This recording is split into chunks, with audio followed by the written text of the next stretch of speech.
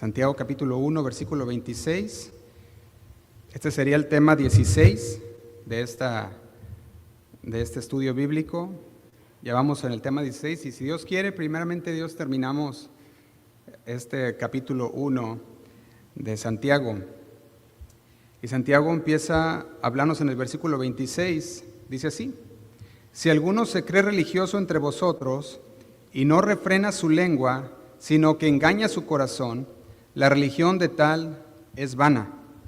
Y dice el 27, la religión pura y sin mácula delante de Dios el Padre es esta: visitar a los huérfanos y a las viudas en sus tribulaciones y guardarse sin mancha del mundo. Le he puesto como tema a este mensaje la verdadera religión. La verdadera religión. Y dentro del cristianismo, no sé si usted le ha tocado escuchar esto, pero ha surgido un lema que es bastante pronunciado y el cual se ha acuñado mucho dentro de los creyentes, especialmente los creyentes evangélicos o protestantes. Y aquel lema que se ha acuñado mucho a esta rama del cristianismo es de que el Señor o Cristo o el cristianismo no es una religión, sino una relación. Y dice, no, es que el cristianismo no es una religión, es una relación. Y si les pregunto, ¿es el cristianismo una religión o una relación? Y yo creo que para esta fecha ya deberíamos de conocer bien si es el uno o el otro, o si son ambos, ¿verdad? Yo creo que cuando nos ponemos a pensar en este lema de que si el cristianismo es una religión o una relación, hay algo que se le conoce dentro de los estudios, que se le conoce como falacia del falso dilema. Si usted conoce esta falacia del falso dilema, habla de que tienes que escoger una de dos opciones.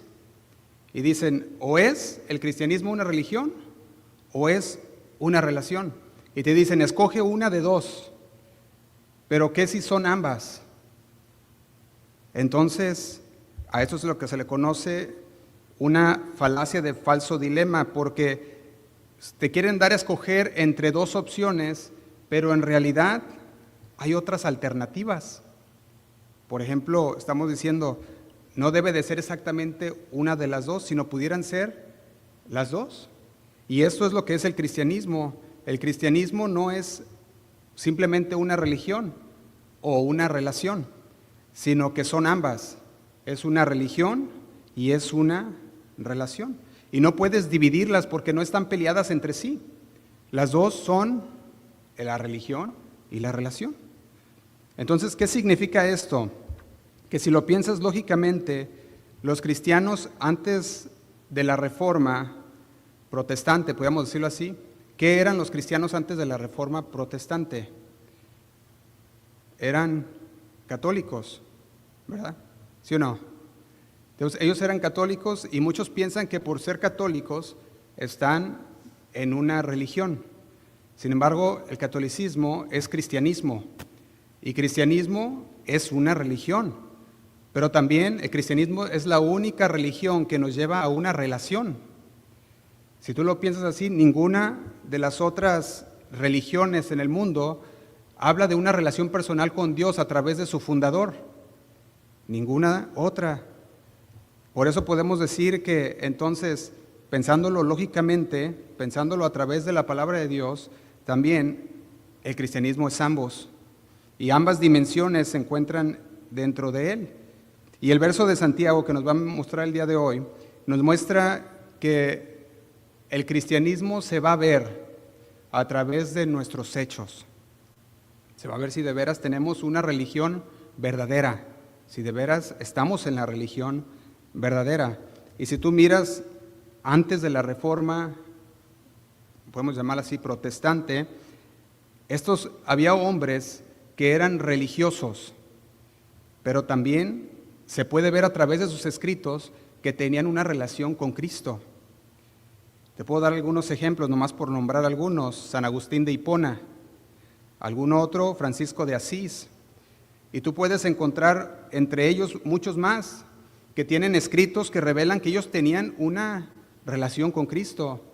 a pesar de que ellos estaban viviendo también una religión, porque estaban en el cristianismo y conocían de Cristo.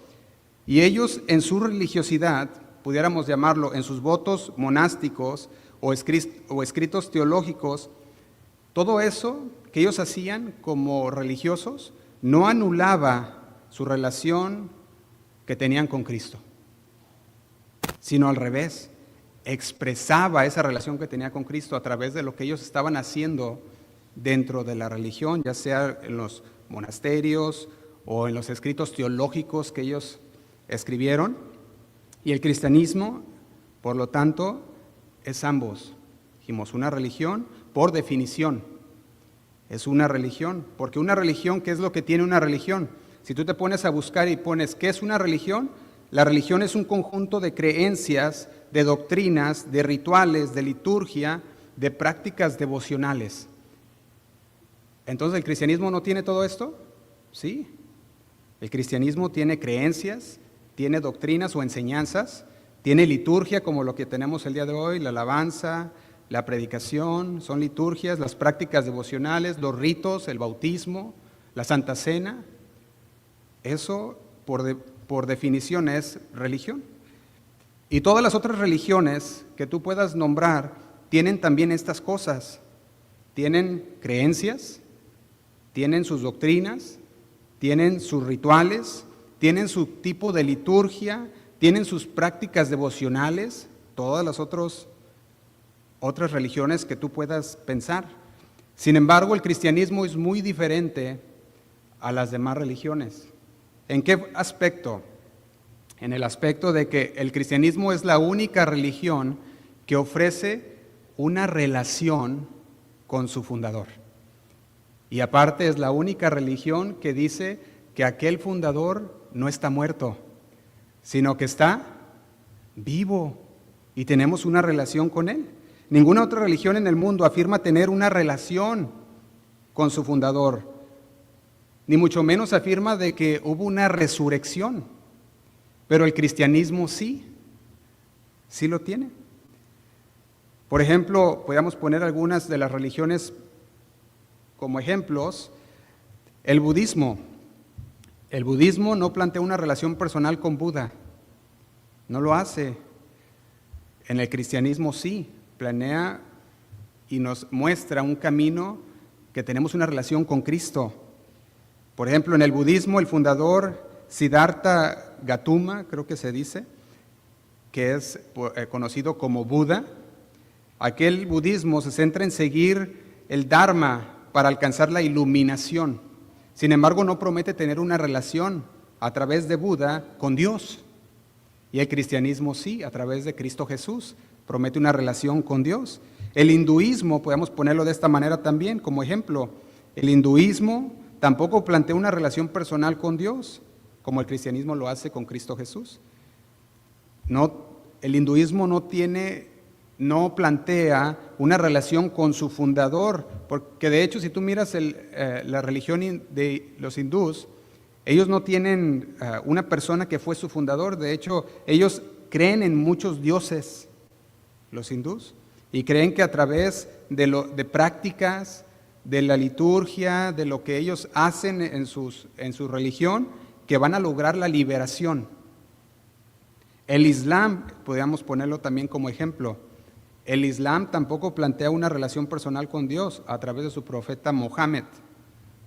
El Islam no te dice a través de Mohammed te encuentras con Dios o podrás acercarte a Dios. No lo hace así. De hecho, el mismo Islam dice que Dios es inalcanzable. El Islam dice que Dios se haga hombre es imposible y sería un pecado máximo que Dios se hiciera hombre. Eso lo dice el Islam. Todas esas religiones tienden hacia experiencias de adoración comunitaria como los cristianos. Tienen sus reuniones, tienen su libro sagrado como el Corán, tienen todas las liturgias también. Sin embargo, esas religiones no nos acercan a Dios. Sin embargo, esas religiones no nos ofrecen una comunión con Dios, como lo hace el cristianismo. Y Juan 15, versículo 4, Juan 15, versículo 4, se lo leo, para poder introducir estos dos versículos últimos de Santiago. Tenemos que ver todo esto, porque Santiago nos va a estar hablando de cuál es la verdadera religión. Juan 15:4 dice así, Jesús está hablando en este versículo y dice, permaneced en mí y yo en vosotros. Como el pámpano no puede llevar fruto por sí mismo si no permanece en la vid, así tampoco vosotros si no permanecéis en mí. Fíjense lo que Jesús está diciendo, permaneced en mí y yo en vosotros. El cristianismo es la única religión que nos lleva a una relación donde el fundador, Jesucristo, nos dice, voy a vivir en ti. Donde nos dice, estoy vivo y si tú permaneces en mí, yo estaré en ti. Como el pámpano no puede llevar fruto por sí mismo si no permanece en la vid, dice, así tampoco vosotros si no permanecéis en mí. Y dice el 5, yo soy la vid, vosotros los pámpanos, el que permanece en mí y yo en él, éste lleva mucho fruto, porque separados de mí nada podéis hacer. Yo quiero que mire, ninguna otra religión ofrece una relación personal e íntima con Dios a través de su fundador. Tampoco ninguna otra religión proclama la resurrección y la victoria sobre los muertos. Solo el cristianismo lo hace. Nosotros podemos ver en el versículo 5, dice, yo soy la vid, vosotros los pámpanos, el que permanece en mí y yo en él, nos está hablando de que hay una relación íntima con Dios. Si permanecemos en él, él permanece en nosotros. ¿Y cómo, podemos decir, con otras religiones, cómo puedes tener una relación con su fundador si está muerto? Sin embargo, Jesús está vivo. Y como él resucitó, nosotros podemos ahora tener esa relación. Y la resurrección es algo más que distingue el cristianismo de cualquier otra religión. Ningún otro fundador afirma victoria sobre la muerte como Jesús. En Apocalipsis capítulo 1, versículo 18, vamos a leerlo desde el 17. Aquí está hablando Juan cuando tuvo la revelación del Apocalipsis. Y en el versículo 17 dice, cuando lo vi, caí a sus pies como muerto. Dice, pero él puso la mano derecha sobre mí y me dijo, no tengas miedo, yo soy el primero y el último. Y dice el 18, yo soy el que vive. ¿Y qué dice? Estuve muerto, lo estoy leyendo la Nueva Traducción Viviente. En el versículo 17 dice, no tengas miedo, yo soy el primero y el último. Y dice, yo soy el que vive, el versículo 18, estuve muerto, pero mira, ahora estoy vivo por siempre y para siempre. Y dice, y tengo en mi poder las llaves de la muerte y de la tumba. ¿Quién estaba hablando aquí? Jesús. Ningún otro fundador afirma haber resucitado de entre los muertos, ni pretende ser el camino, la verdad y la vida, o el único camino al Padre, como Jesús. Jesús dijo, Juan 14:6, se lo leo, dijo así, yo soy el camino y la verdad y la vida. Nadie viene al Padre sino por mí.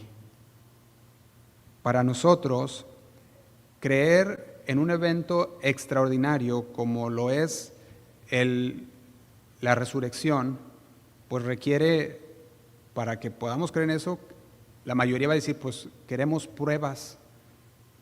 Y las pruebas están relatadas en la palabra de Dios. De hecho, algunos dicen, no, pues si lo dice la Biblia, pues es lo mismo, ahí la Biblia lo dice y debería de decirlo en otros lugares, dicen algunos, para poderlo de veras obtenerlo como una prueba de que Jesús resucitó. Sin embargo, la Biblia nunca había existido así como la tenemos hoy, en un compendio de libros. La Biblia estaba en muchos libros que después fueron unidos y tenemos lo que hoy se llama la Biblia.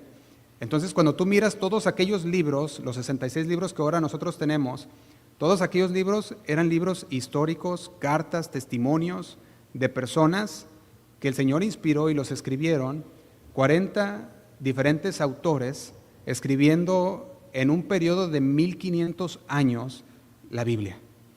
Y todos ellos apuntaban a Jesús, a la resurrección de los muertos. Desde Isaías tenías ya la palabra anunciando que él iba a resucitar.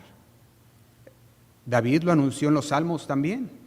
Y tú dices, ¿cómo es eso que desde muchos años atrás ya estaba profetizado? Esas son pruebas, esas son las evidencias que la Biblia nos da en todos esos libros de que ocurrió un evento y es la resurrección de los muertos. Dijimos, no nomás tomamos la palabra así nada más porque se nos dijeron, sino que hubo testigos oculares también. Y la Biblia los nombra muy bien, también todos aquellos testigos que vieron al Señor resucitado. Y todo eso lo puedes ver a través de la Biblia. De hecho, la Biblia, te los puedo decir algunos versículos, los puedes anotar si gustas. Juan 20, versículo 11, habla de María Magdalena, que fue la que se menciona como la primera persona que vio a Jesús resucitado. Juan 20, 11 al 18. Otras mujeres en la tumba también lo vieron en Mateo 28, versículo 1 al 10. Lo puedes ver, Mateo 28, del 1 al 10. Marcos 16, del 1 al 8. Lucas 24, del 1 al 11, habla de que otras mujeres fueron a la tumba y vieron que Jesús había resucitado. De hecho, ellas fueron las que presenciaron el anuncio del ángel que les dijo, ¿a quién buscáis entre los muertos? Jesús ya no estaba entre los muertos, Jesús había resucitado. También puedes ver los apóstoles, incluidos Pedro, Juan, ellos también vieron a Jesús resucitado. Y cuando le preguntaron, cuando fueron y le dijeron a Tomás que Jesús había resucitado, Tomás, ¿cómo respondió? Tomás le dijo, no es cierto, ¿cómo crees? Dijo, hasta que no lo vea yo, hasta que no ponga mi dedo en su mano, hasta que no ponga mi mano en su costado, entonces voy a creer. Y 3 horitos después dijimos, ¿verdad? ¿Qué pasó? Viene Jesús y le dice, a ver, ven Tomás. Incrédulo, ¿verdad? Y le habla y le dice, pon tu dedo. Pone su dedo en aquella llaga donde había sido clavado. Después pone su mano en el costado y dice, creo. Y vemos que es un testigo ocular de la resurrección de Jesús. Y no solamente él, 500, dice la palabra, los 500 en primera carta de Corintios, capítulo 15, versículo 6, habla de los 500 que fueron personas que a la misma vez vieron a Jesús resucitado. Ninguna otra religión dice que su fundador venció a la muerte y que hubo testigos que lo anuncian, como lo es la palabra de Dios. ¿Y sabe a quién más se le apareció el Señor? A Santiago. Santiago, el hermano de Jesús, que es el que estamos estudiando en esta epístola de Santiago. Y según primera carta de Corintios, capítulo 15, versículo 7, puede leer después, dice que se le aparece también a Santiago. Así que no solo la gente lo vio resucitado, pero Jesús también fue el que dijo, yo soy la vid, yo soy el pan, yo soy el agua viva, yo soy el camino, la verdad y la vida. Ningún otro ha dicho tal cosa antes. En Apocalipsis capítulo 3, versículo 20. Vaya conmigo a Apocalipsis capítulo 3, versículo 20 y se lo leo en la Nueva Traducción Viviente para entenderlo un poco mejor. Apocalipsis 3:20 dice así. Dice, mira, yo estoy a la puerta. ¿Y qué dice? Y llamo. Yo estoy a la puerta y llamo. Y dice, si oyes mi voz y abres la puerta, yo entraré y cenaremos juntos como amigos. Podemos ver que es el único que nos dice que podemos tener una relación con Dios, solamente a través de Jesús. De hecho, Pablo en Gálatas capítulo 2, versículo 20, también se lo leo en la Nueva Traducción Viviente, dice así, Gálatas 2:20, dice, mi antiguo yo ha sido crucificado con Cristo. Ya no vivo yo, sino que Cristo vive en mí. Así que vivo dice, así que vivo en este cuerpo terrenal confiado en el Hijo de Dios, quien me amó y se entregó a sí mismo por mí. El apóstol Pablo entendía que ya no vivía él, sino que es Cristo el que vive en él. Y el cristianismo es una religión, pero también es el único que afirma que los creyentes pueden tener una relación íntima con Dios a través de Jesucristo. Y Santiago nos va a llevar ahora a explicarnos y decir, ¿estás en la verdadera religión? Y no es una religión solamente externa, como nos va a estar diciendo. Vamos otra vez a Santiago capítulo 1, versículo 26, y vamos a desmenuzar estos dos últimos capítulos para terminar este capítulo, estos últimos versículos, para terminar este capítulo 1. Y dice así el versículo 26, si alguno, y aquí nos está hablando a todos los creyentes, a los cristianos, creyentes en Cristo Jesús. Tú lo puedes ver en el capítulo 2, versículo 1, que está hablándole a todos los que creen en Jesús. Entonces, en este versículo 26, si alguno de los que estamos aquí se cree religioso entre vosotros y no refrena su lengua, sino que engaña su corazón, la religión del tal es vana. Quiero que note esta palabra aquí. Si alguno se cree religioso, podemos ver que Santiago nos está diciendo, si tú te crees que crees en el Señor, que crees en Dios, si tú te crees que llevas una vida entregada a Dios porque tus rituales, por los rituales que haces, pero no refrenas tu lengua, está diciendo, si tus acciones no lo demuestran, que tú de veras crees en Dios, entonces tu creencia es vana. En otras palabras también, esta palabra vana significa inútil. Y está diciendo, si tú no controlas tu lengua, pero dices ser creyente, pero dices tener una religión, y tu lengua no la puedes controlar, entonces dice, ¿de qué sirve que sepas? El jueves pasado hablábamos de que el Señor nos pone un espejo a través de su palabra, y en el espejo nosotros nos vemos, y vemos cómo nos miramos en el espejo. La palabra nos refleja así como estamos, y nos muestra lo mugroso que estamos. Y nos dice, lávate en el Señor. Pero si nosotros nos vemos en el espejo y no nos lavamos, decía Santiago también unos versículos antes, ¿de qué sirve que nos veamos en el espejo? Lo mismo dice aquí. Dice, si tú te crees religioso, pero no refrenas tu lengua, solamente te estás engañando. Y tu religión es inútil, no vale nada. Le dice, si no demuestras con tus hechos lo que tú dices con tu boca, entonces estás viviendo una religión inútil, una religión que no vale nada. Versículo 26 se lo leo en la versión Nueva Traducción Viviente. Dice, si afirmas ser religioso, pero no controlas tu lengua, te engañas a ti mismo y tu religión no vale nada. No podemos decir que somos religiosos y que seguimos la palabra de Dios y después hacer como queramos, en vez de hacer lo que dice la palabra de Dios. En Mateo capítulo 23, versículo 13, Jesús mismo criticó esto que hacían los fariseos, porque esa es una actitud farisea. El decirlo, pero no hacerlo, es una actitud farisea. Y Jesús criticó a los fariseos en Mateo 23, versículo 13, lo leo en la Nueva Traducción Viviente, puede seguir ahí en su Biblia, dice así, dice, ¿qué aflicción les espera, maestros de la ley religiosa y fariseos? Hipócritas, les dice, pues les cierran la puerta del reino del cielo en la cara a la gente. Ustedes no entrarán ni tampoco dejan que los demás entren. Fíjate lo que les reprochaba. Le decía, ustedes dicen ser religiosos, pero con sus acciones le están cerrando la puerta del reino en la cara a todos los demás. Porque cuando te miran y no avalas lo que dices ser, los demás dicen, ¿y eso que es cristiano? ¿Y eso que dice ser creyente? Y mira cómo actúa.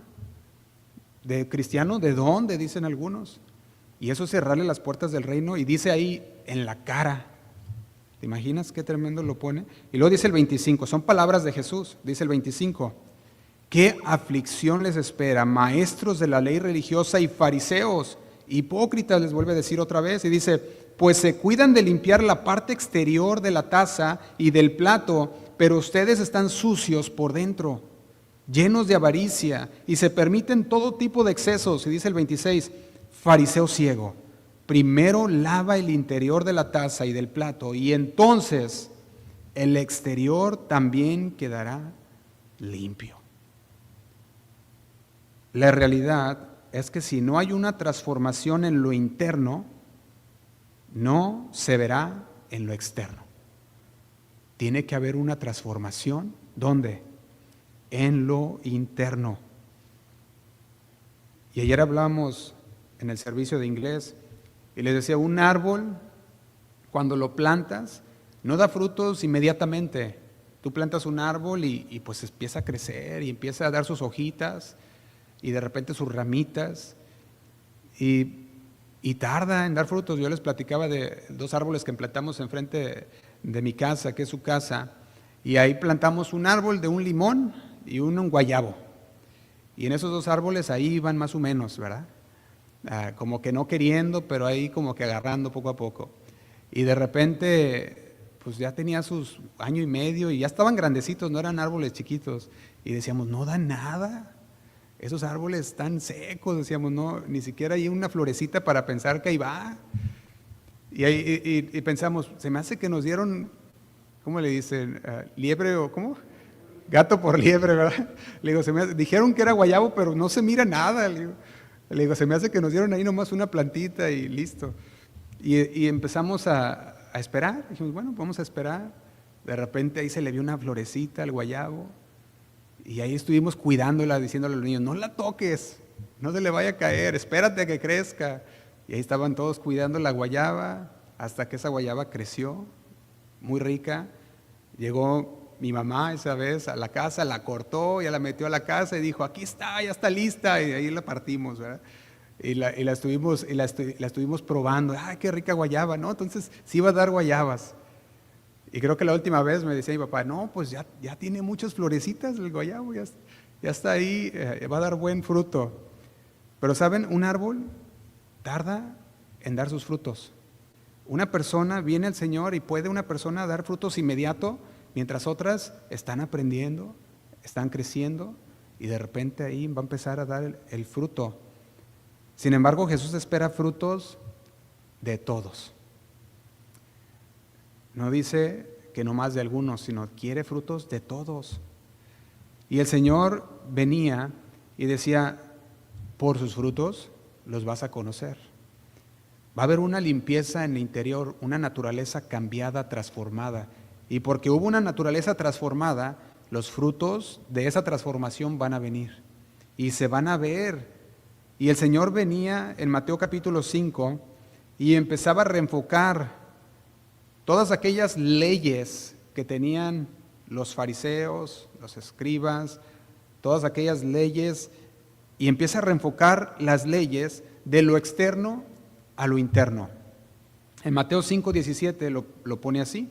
Dice, no penséis que he venido a abrogar la ley o los profetas. No he venido para abrogar, sino para cumplir. Nos dice, he venido para darles el verdadero significado de aquellas enseñanzas, de aquellas leyes. Y en el versículo 20 dice, porque os digo que si vuestra justicia, hablando aquí, está hablándole a todos sus seguidores, dice, porque os digo, si vuestra justicia no fuere mayor que la de los escribas y fariseos, no entraréis en el reino de los cielos. El Señor decía, aquellos escribas y fariseos decían, pero no hacían. Nos dice a nosotros, si la de ustedes no es mayor que la de los hipócritas, que dicen serlo pero no lo hacen, entonces no entraremos en el reino de Dios. Nos está diciendo, si de veras ha habido una transformación en tu vida, se va a mirar, se va a ver. Y comienza a darle el significado a los mandamientos. Y el significado era contundente. Por ejemplo, ahí en el versículo 21, en tu Biblia puedes leerlo, Dice arribita, Jesús y la ira. Y dice, no matarás, y cualquiera que matare será culpable de juicio. Y dice el 22, pero yo os digo que cualquiera que se enoje contra su hermano, y nos da el verdadero significado ahora. Dice, ya no nomás es no matar y hacer el acto, dice, sino que ya entra, ya viene desde el corazón. Y les dice, o escuchaste tú esto oíste que fue dicho, pero yo os digo. Y nos empieza a dar la definición de las cosas como son. O el adulterio también, en el versículo 27, en sus Biblias dice Jesús y el adulterio. Y dice el 27, no cometerás adulterio. Dice el 28, pero yo os digo que cualquiera que mira a una mujer para codiciarla, ya adulteró con ella en su corazón. Y el Señor transmite que ya no nada más es el acto que se lleva a cabo de adulterio, sino que con tan solo mirar y codiciar, ya estás adulterando en tu corazón. Y empieza a decir, no solo es lo externo, sino que ya es lo interno. Habla de Jesús y el divorcio, Jesús y los juramentos, el amor hacia los enemigos, y todo esto nos lleva hacia el corazón.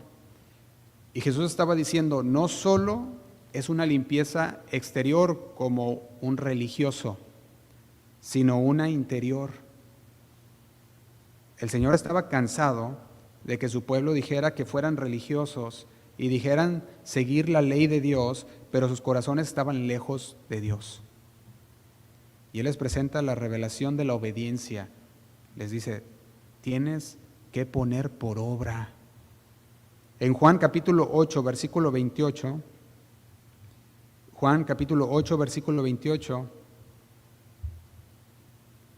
dice de la siguiente manera. Juan 8, 28 dice, les dijo pues Jesús, cuando hayáis levantado al Hijo del Hombre, entonces conoceréis que yo soy, y que nada hago por mí mismo, sino que según me enseñó el Padre, así hablo. Y dice el 29, porque el que me envió conmigo está. No me ha dejado solo el Padre, porque yo hago siempre lo que le agrada. Y dice el versículo 30, hablando Él estas cosas, muchos creyeron en Él. Muchos creyeron en Él. Pero tenemos que recordar, creer no significa que realmente confíes en Dios. Porque también Santiago nos va a llevar después y va a decir, los demonios creen y tiemblan. Nos va a decir Santiago también más adelante. Entonces, hay una idea errónea de que se ocupa creer y obrar para salvar. Sin embargo, eso es incorrecto. El creer te lleva a la salvación. Tú crees y eres salvo por fe. Crees en el Señor, dice la palabra Juan 3:16, porque de tal manera amó Dios al mundo para que todo aquel, que ha dado su Hijo unigénito, para que todo aquel que en Él cree no se pierda, mas tenga vida eterna. Entonces, no se trata de creer y obras, sino se trata de que crees y entonces porque crees resulta en obras.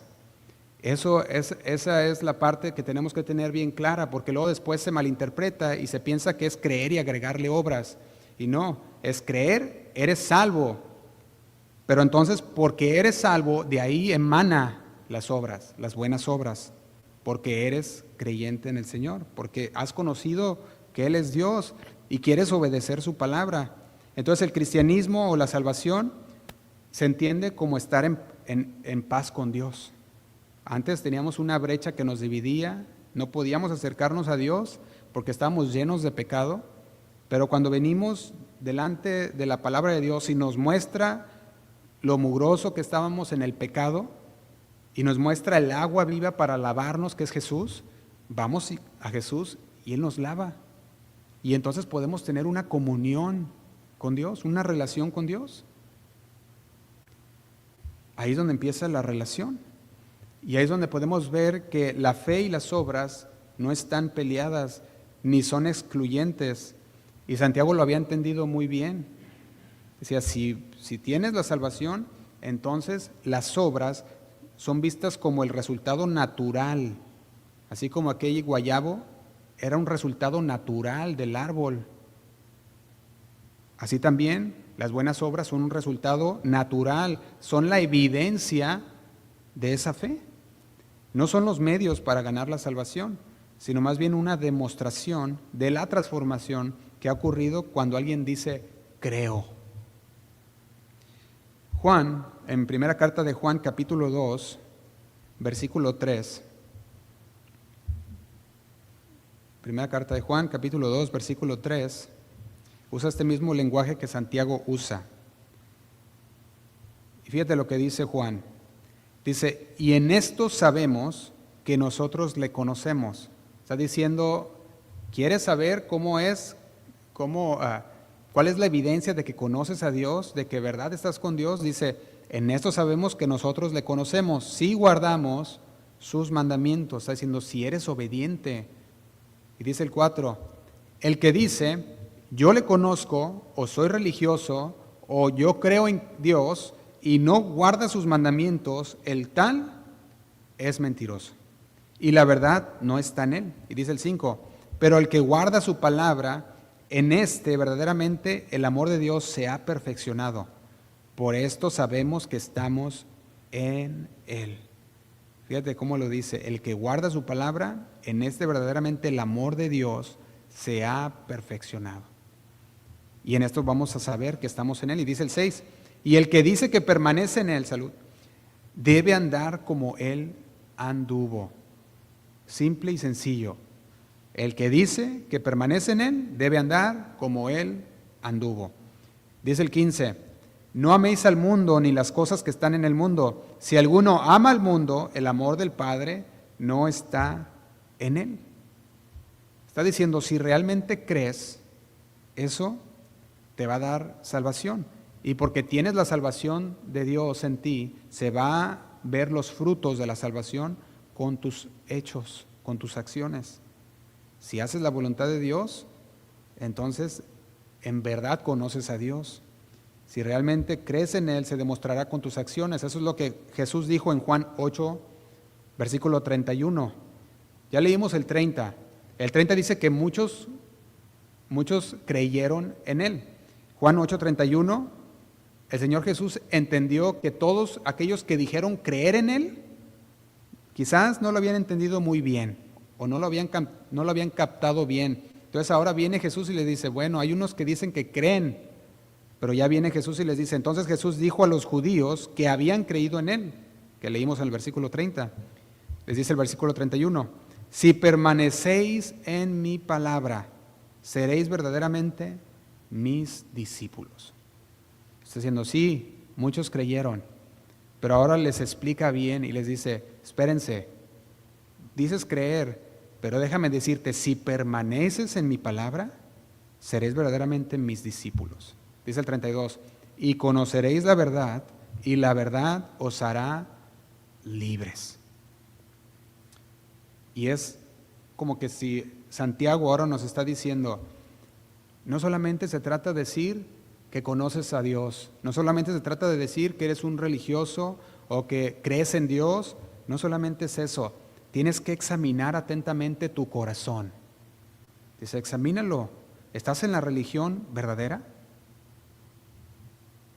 La religión, que podemos decir, la pura religión, solamente roza en la superficie, en lo superficial. La religión que nomás dice, tienes que hacer estos actos, venir a la iglesia, asistir, leer la Biblia. La religión que dice, solamente haz estos actos, entonces esa es una religión vana, que nomás por hacer liturgia piensas, ya soy cristiano. Sin embargo, si la religión que tú practicas es escuchar la palabra de Dios y ponerla por obra en tu vida, esa es la religión verdadera. De hecho, el Salmo 119 lo pone de la siguiente manera, Salmo 119, versículo 15, dice así, dice, en tus mandamientos meditaré, consideraré tus caminos. Fíjate lo que dice, en tus mandamientos meditaré, está diciendo, estudiaré tus mandamientos. De hecho, la Nueva Traducción Viviente lo dice así, estudiaré tus mandamientos. No se trata, voy a leerlos y ya los leí, ya los sé, y te lo sabes de memoria, los mandamientos de Dios, sino que está diciendo, estudiaré, está diciendo, voy a entrar a la palabra de Dios, la voy a examinar, voy a reflexionar en ella para conocerla.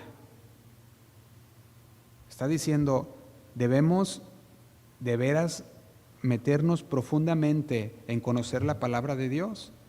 Y esto es a lo que Santiago se está refiriendo cuando dice, si alguno se cree religioso, se cree que conoce la palabra y se la sabe de memoria y hace todos los rituales y hace toda la liturgia y tiene todas estas cosas en su vida, pero dice, pero si no refrena su lengua, se engaña o engaña su corazón. Y yo quiero que veamos esta evidencia de que verdaderamente tenemos una religión verdadera. Y la evidencia, dice el versículo 26, es refrenar tu lengua. ¿A qué se traduce esto? Se traduce que debe de haber un autocontrol en tu vida.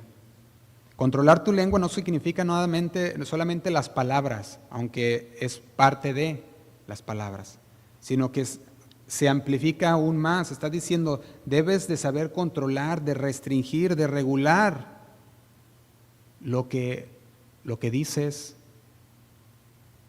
en este caso por la lengua.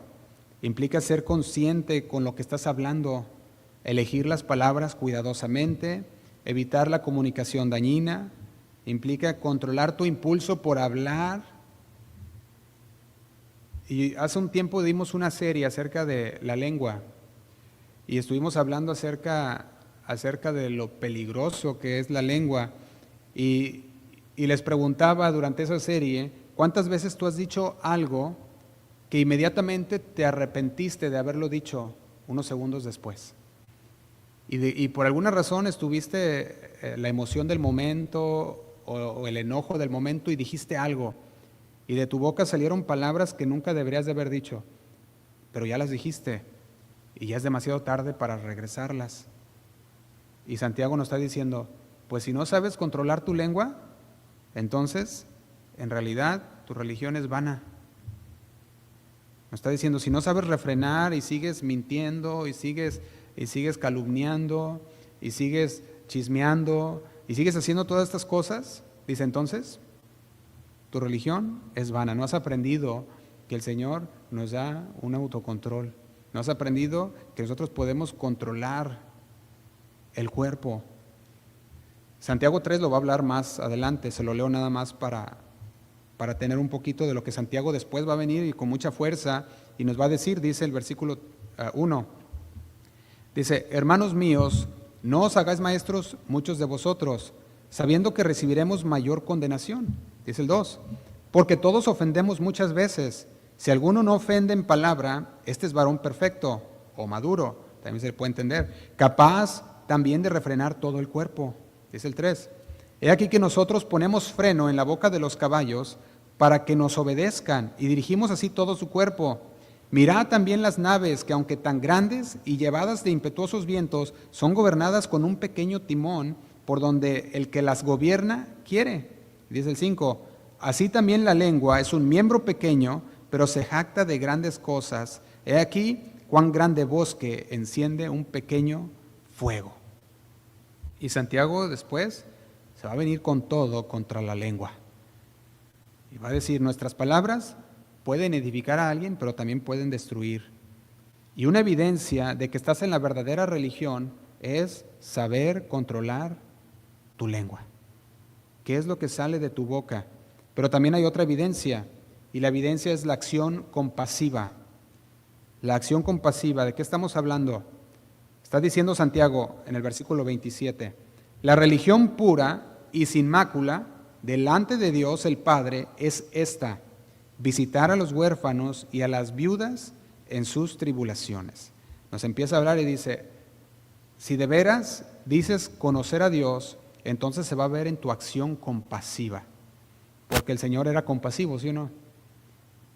De hecho, la palabra dice que el Señor tuvo compasión de las multitudes porque estaban desamparadas y dispersas, dice la palabra, como ovejas que no tienen pastor. Entonces habla de la verdadera religión implica cuidar a ¿quiénes? Aquí nos está diciendo a la viuda y al huérfano. Y cuando los vemos estas palabras, está hablando de cuidar a los vulnerables.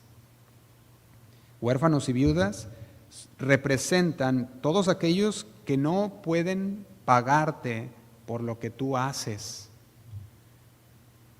Representan aquellos que no pueden ofrecer algo a cambio. Y si tú recuerdas en Lucas 10:30, lo puedes leer después o lo puedes anotar. En Lucas 10:30 nos habla de un hombre que fue asaltado en el camino. ¿Recuerdan ese hombre? Aquel hombre que fue asaltado, el cual los ladrones le despojaron de todo. Dice que lo dejaron casi muerto en el versículo 30. Y dice que cuando iba pasando por ahí, un sacerdote lo vio. Y lo vio ahí tirado, había sido asaltado, ya casi medio muerto, dice la palabra que estaba este hombre. Y el sacerdote lo vio ahí, ¿y qué hizo? Y se le pasó de largo. Pero también habla en el versículo 32 y dice, asimismo un levita. Fíjate, primero era un sacerdote, alguien que enseñaba la palabra de Dios. Y el segundo, en el 32, dice que había un levita, alguien que ministraba en el templo también.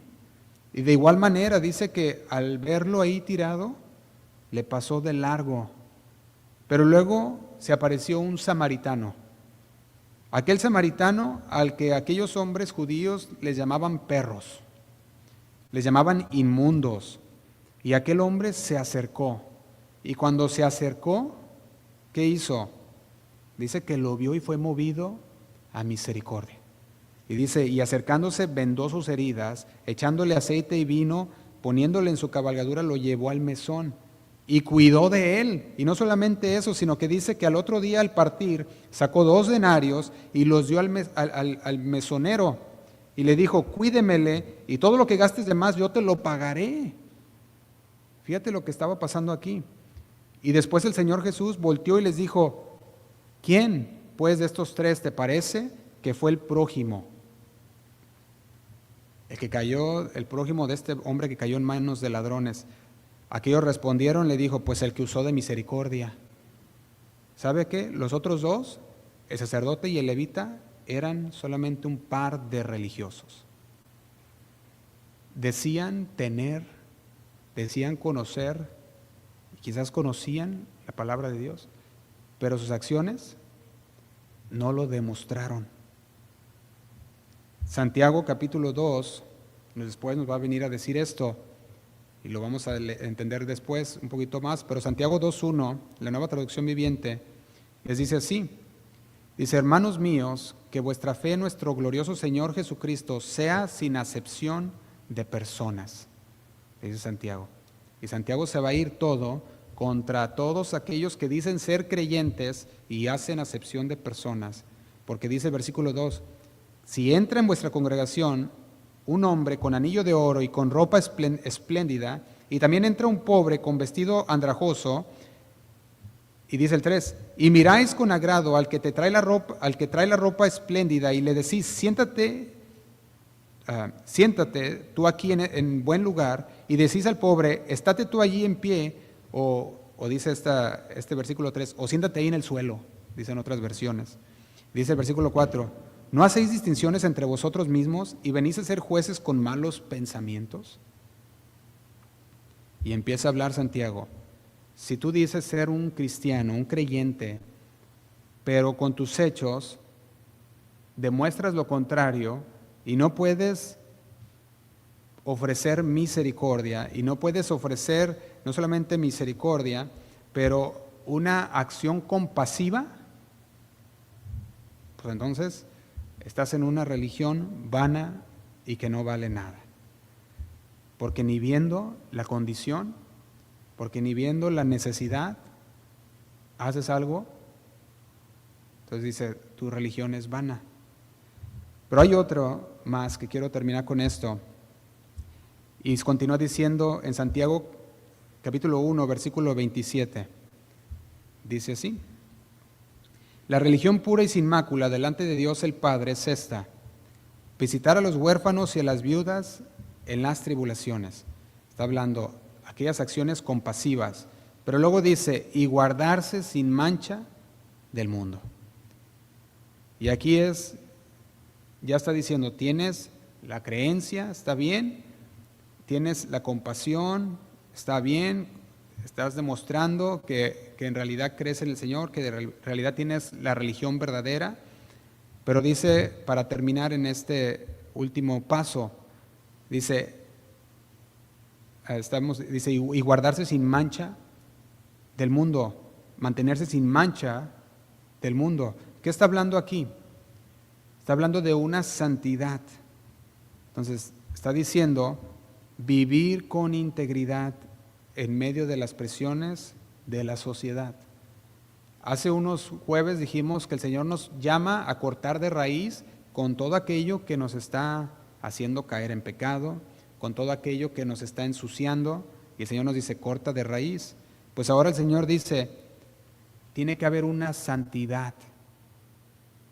Aparte de todas estas cosas, guardarte sin mancha del mundo, mantenerse sin mancha del mundo, está hablando, santifícate. Hebreos 12, versículo 14, Hebreos 12, versículo 14, dice así. Dice, esfuércense, dice la Nueva Traducción Viviente. Esfuércense. ¿Qué entendemos por la palabra esforzarnos? Podemos, si vemos las definiciones de esforzarse, pudiera ser desvelarse, pudiera ser esmerarse, desvivirse, trabajar.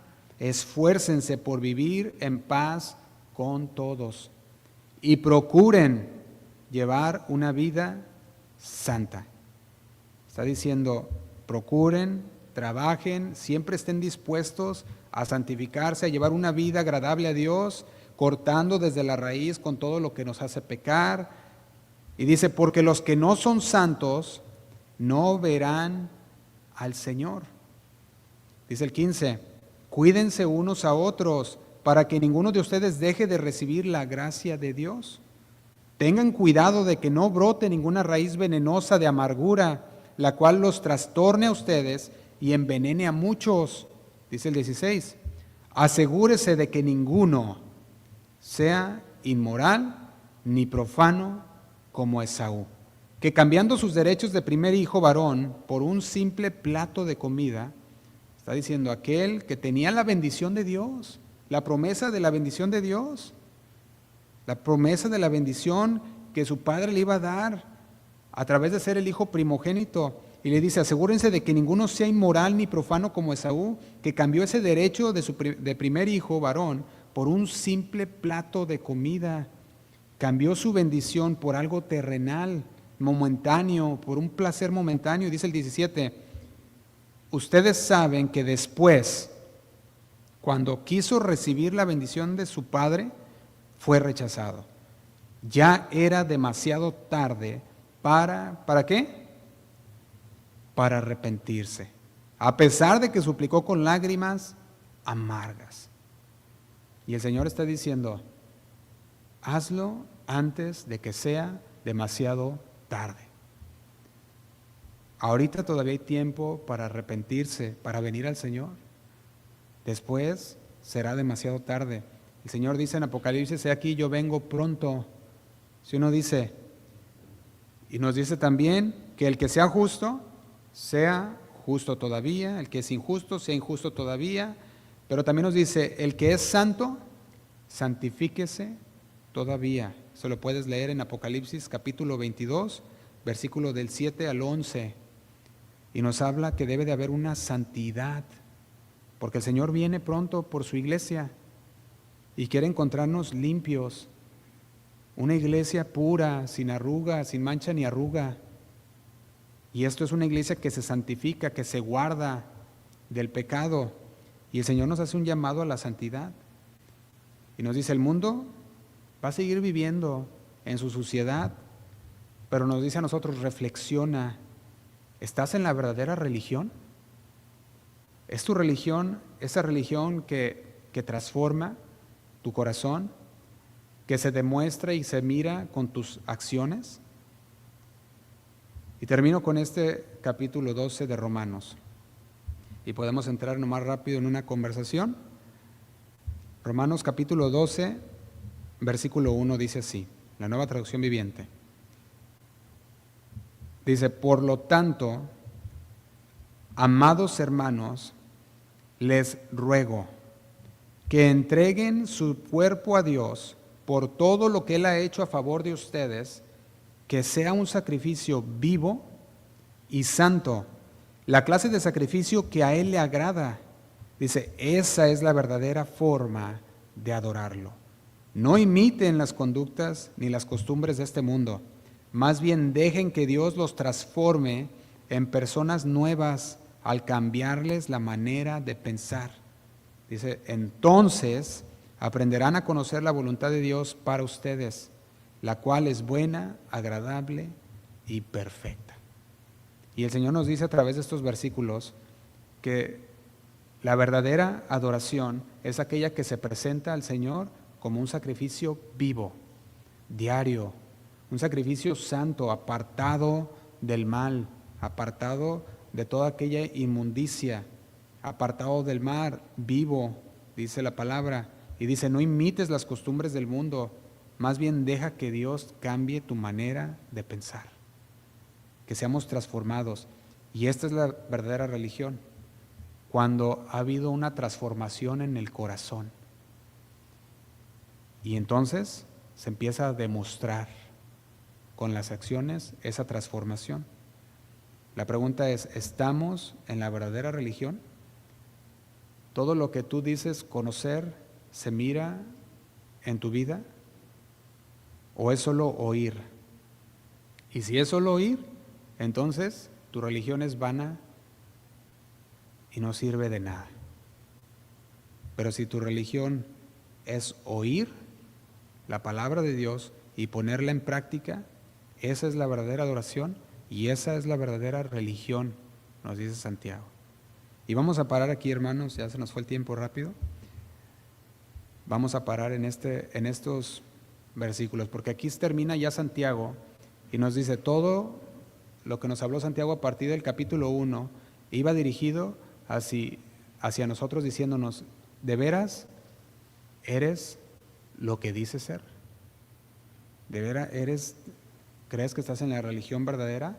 Y nos puso ahora sí frente al espejo y nos dijo, todo esto se mira en tu vida, y si se mira en nuestras vidas, entonces el Señor dice, estás en una verdadera religión, estás en la religión correcta, como dice Santiago, porque Santiago le llama religión.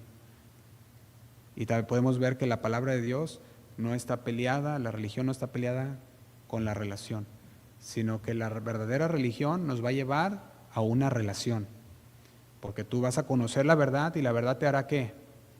Te hará libre y vas a conocer la relación con Dios. Pero si tú nomás la lees así por encimita y no entras a la palabra de Dios, no va a haber libertad, va a haber un autoengaño. Y el autoengaño es creer que eres religioso, pero en realidad nada ha sido transformado y no se mira en tus acciones. Entonces las acciones son parte de una persona que ha sido transformada, mas no son el medio para transformación. El medio es la fe en Jesucristo. Por medio de la fe, las acciones son el fruto de que en verdad hemos creído. Amén. Amén. ¿Algo que quieran agregar, hermanos, para edificarnos en estos versículos?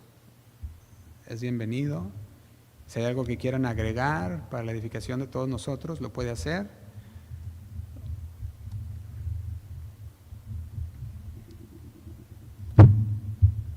¿Qué podemos agregar, hermanos? A ver, medítelo unos momentos.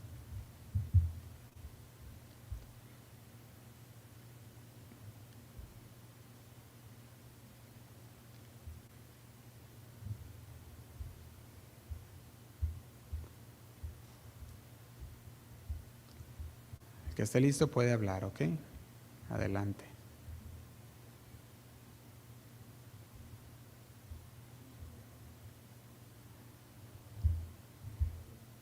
Nos fuimos un poquito rápido porque era mucha información, yo sé, pero el Señor quiere que conectemos los puntos y yo sé que ya estamos un poquito rapidito, pero aún así el Señor nos habla y nos dice, ¿estás en la verdadera religión?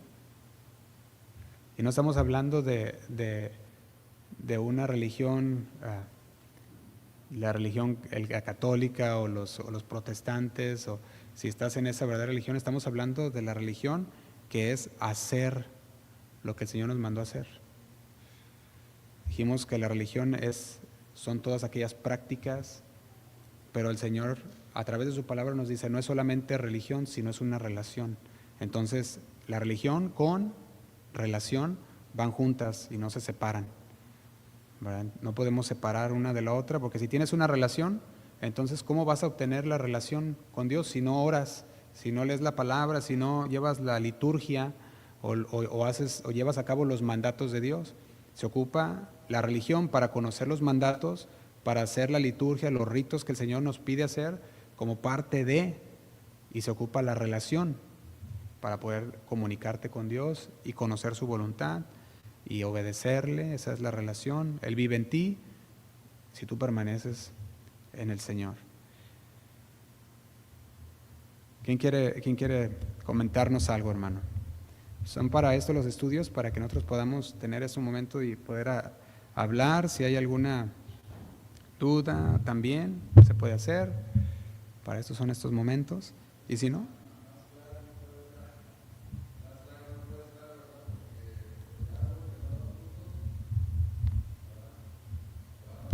será cortado también, dice la palabra.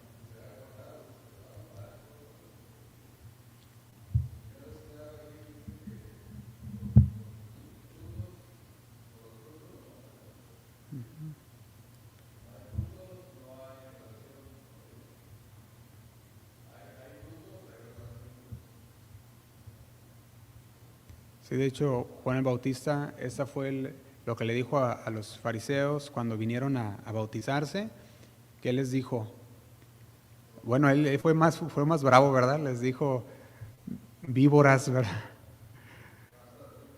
Sí. ¿Y por qué les dijo eso? Porque venían y querían bautizarse, ¿verdad? Pero sus hechos seguían igual. Les dijo, vayan primero y den frutos de arrepentimiento, que de veras se han arrepentido de sus actos. Y los mandó, ¿verdad? Dijo, no, vayan y primero den frutos, porque él los conocía y sabía muy bien. Eso no significa que las personas, ¿verdad? Se les dice, vaya y dé frutos, porque sabemos que se va a dar fruto. Dijimos, unos árboles dan fruto más a su tiempo, ¿verdad? Unos más rápido que otros, pero lo que estaba diciendo es que él los conocía y él sabía que no eran genuinos, y por eso Juan el Bautista les dijo, no, vayan y den frutos de arrepentimiento primero, ¿verdad?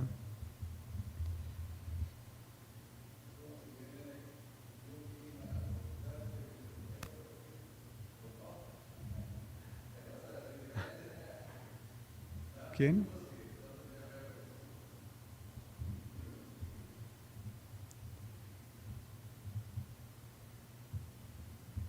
Sí es, hermanos. ¿Alguien más? ¿Quieren compartir algo? Bueno, si no, pues nos despedimos. Vamos a orar para despedirnos. Que el Señor siga hablando en nuestras vidas. Señor, te damos muchas gracias por tu palabra. Sabemos que tu palabra es fiel y verdadera, Señor. Y cada día tú hablas a nuestro corazón.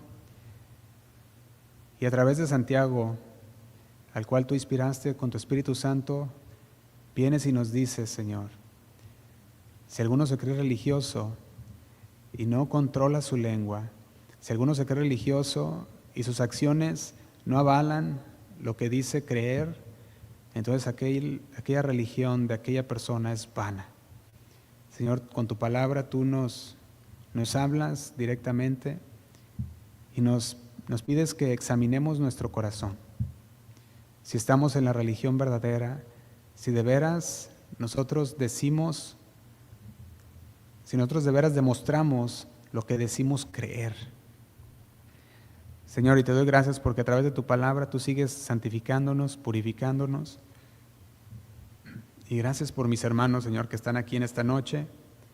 Te pedimos, Señor, por cada una de sus vidas. Tú conoces sus circunstancias, situaciones, sus deseos, Señor.